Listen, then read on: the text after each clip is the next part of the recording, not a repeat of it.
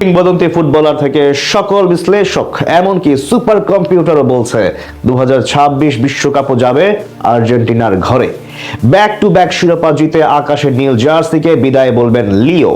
কিসের ভিত্তিতে স্ক্যালোনির দলকে নিয়ে বাজি ধরছেন সবাই? কেনই বা এবারে বিশ্বকাপ জিতবে আলবিসেলেস্তেরা?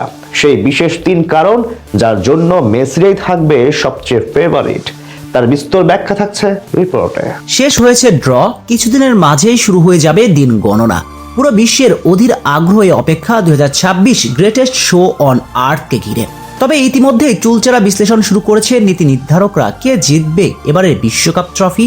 এই আলোচনাতে সবচেয়ে বেশি এগিয়ে রাখছে আর্জেন্টিনাকে। কার্লোস পুয়েল, থমাস মুলারদের মতো কিংবদন্তি থেকে শুরু করে ফুটবল বিশ্লেষক এমনকি সুপার কম্পিউটার পর্যন্ত বাজি ধরছেন আকাশে নীলের নিয়ে। কিন্তু কিসের ভিত্তিতে এমনটা বলছেন তারা? শুধুই কি ফাঁকা বলি?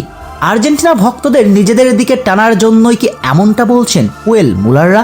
যদি আপনি এমনটা ভেবে থাকেন তাহলে নিহাতি ভুলের স্বর্গে আছেন। বরং বিচার বিশ্লেষণ আমলে নিলে সত্যিকার অর্থে আর্জেন্টিনা এবারের বিশ্বকাপের সবচেয়ে বড় ফেভারিট। এমনকি বিশেষ 3টি কারণ আছে যার জন্য অনেকে নিশ্চয়তা দিচ্ছেন এবারের বিশ্বকাপ জিতবে মেসি বাহিনী।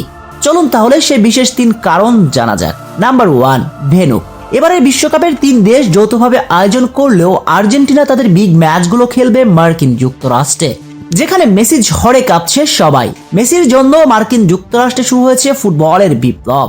দেশটিতে আছে মেসির অগণিত ভক্ত সমর্থক। স্বাভাবিকভাবে পুরো টুর্নামেন্টে এক প্রকার হোম অ্যাডভান্টেজ পাবে স্কালোনির দল। প্রতি ম্যাচেই পুরো গ্যালারি থাকবে আর্জেন্টিনার দখলে। আর ফুটবল ম্যাচে দর্শক অ্যাডভান্টেজ কতটা কার্যকারিতা রাখে তা নিশ্চয়ই বলতে হচ্ছে না। ম্যাচ শুরুর আগে 30% কাজ করে দেয় গ্যালারির দর্শকরা।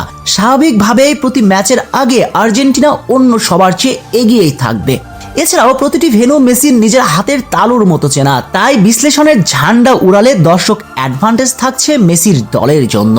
নাম্বার 2, ডিফেন্সের নতুন সমাধান।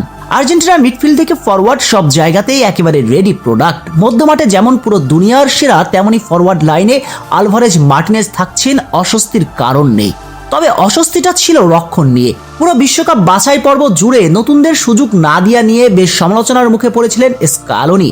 কিন্তু বিশ্বকাপ বাছাই পর্বের পরেই নতুনভাবে স্কালোনি তৈরি করে ফেলেছেন তার দুর্গ।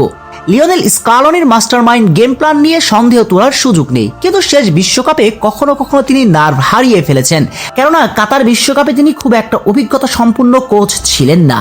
কিন্তু আমেরিকা বিশ্বকাপে আর্জেন্টিনার পুরো ডাগআউটটাই অভিজ্ঞতায় টাইটম্বুর, যা কিনা সবার চেয়ে এগিয়ে রাখবে দলকে। সঙ্গে লিওনেল মেসির ফর্ম এখনো যে ছন্দে ছুটছেন এই জাদুকর, তা যথেষ্ট বিশ্বকাপে আর্জেন্টিনার স্বপ্ন পূরণের জন্য। সব মিলিয়ে বলা যায় ডিফেন্ডিং চ্যাম্পিয়নরা আবারও শিরোপা জিতবে, এটা ফাঁকা কোনো বলি নয়, বরং বাস্তবতা তাই।